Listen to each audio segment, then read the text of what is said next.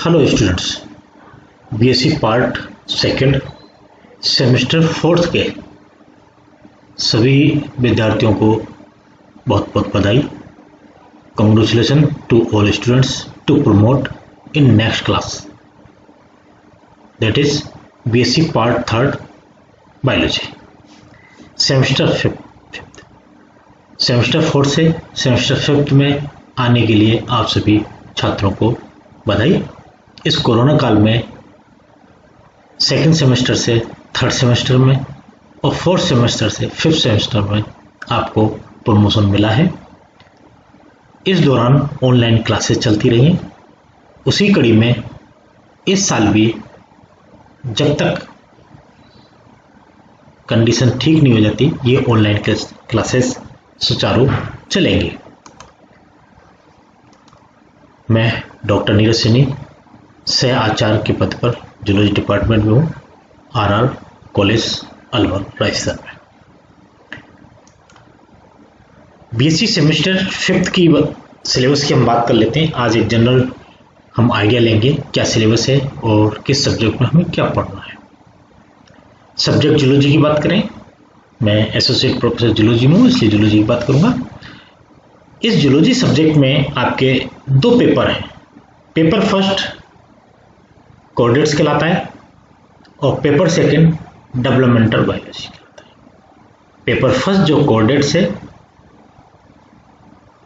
उसे मैं स्वयं डॉक्टर नीरज सैनी आपको टीच करेंगे और पेपर सेकंड डेवलपमेंटल बायोलॉजी है, इसको डॉक्टर अजय कुमार वर्मा जी आपको क्लास पढ़ाएंगे।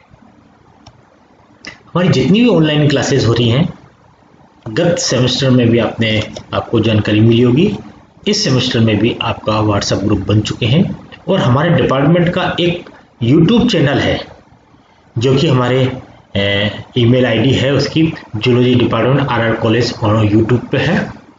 और इस यूट्यूब चैनल के द्वारा आप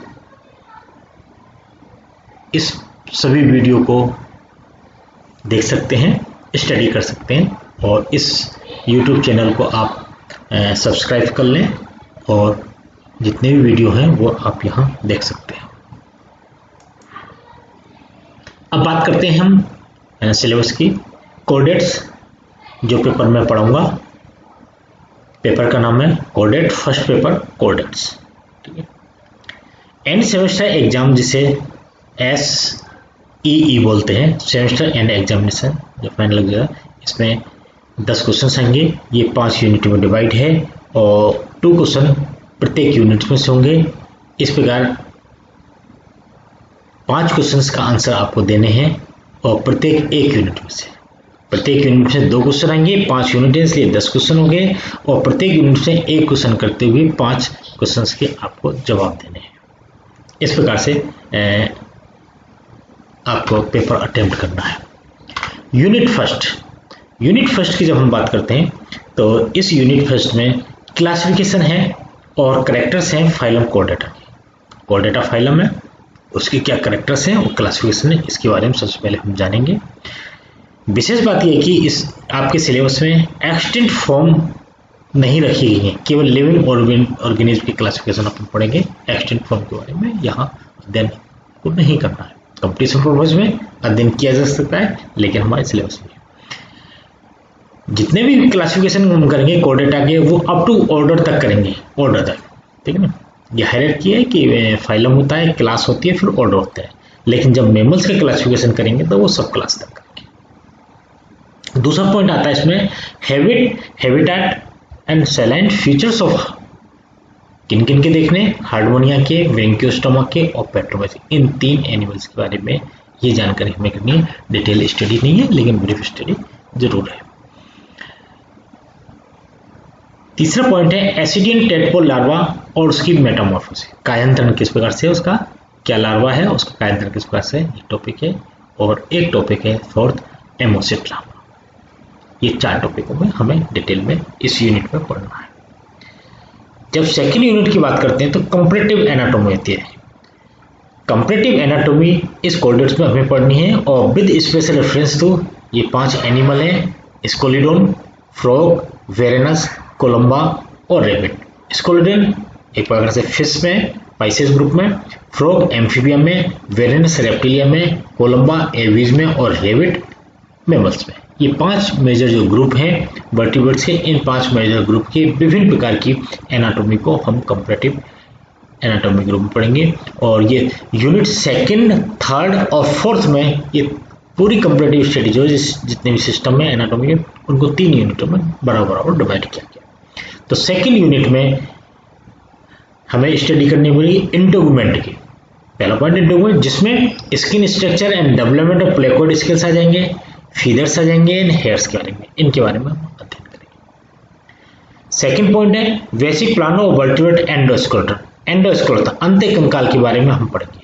तीसरा पॉइंट या पॉइंट डेवलपमेंट, तीसरा पॉइंट है एलिमेंट्री कैनाल, एलिमेंट्री कैनाल की कंपैरेटिव स्टडी करेंगे। इन 5 एनिमल में किस प्रकार की एलिमेंट्री कैनाल होती है, आर्नर होती है, इसका तरीका। ये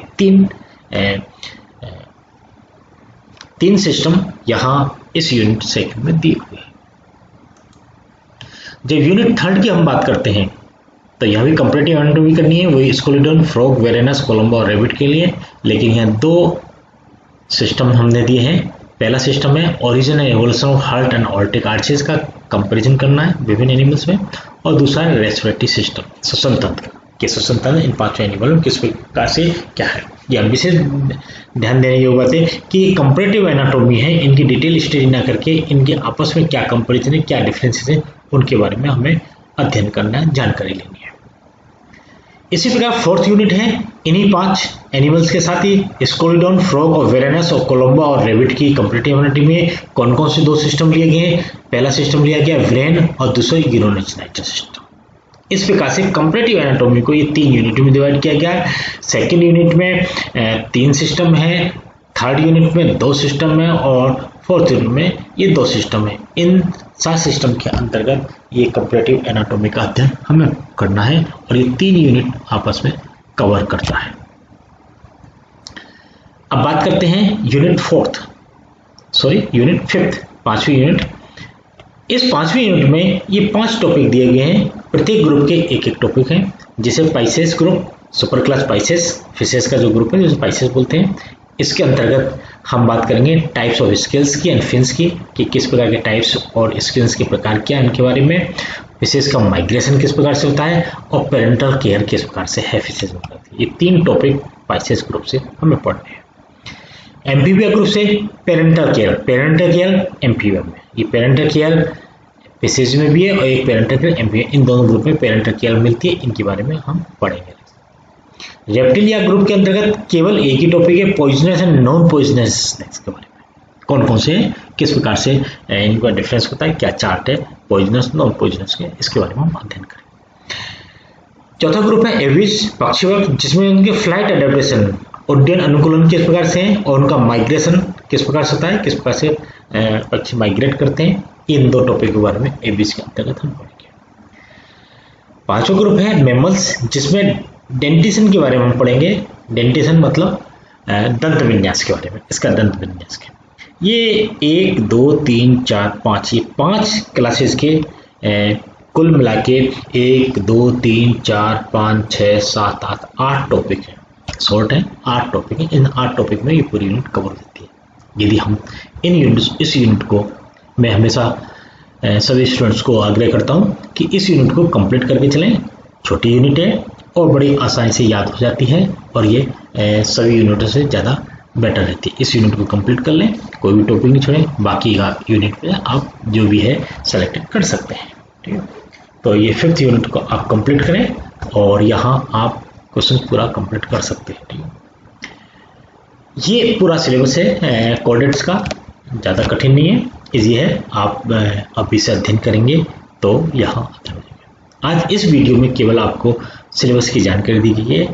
नेक्स्ट वीडियो जो कल आपको उपलब्ध हो जाएगा तो उसमें हम कैरेक्टर्स ऑफ कोऑर्डिनेट्स के बारे में बताएंगे, फिर उसके बाद क्लासिफिकेशन ऑफ कोऑर्डिनेट्स के बारे में, आउटलाइन क्लासिफिकेशन, फिर प्रत्येक ग्रुप का, क्लास का, सुपर क्लास का क्लासिफिकेशन हम लेके चलेंगे एक वीडियो में।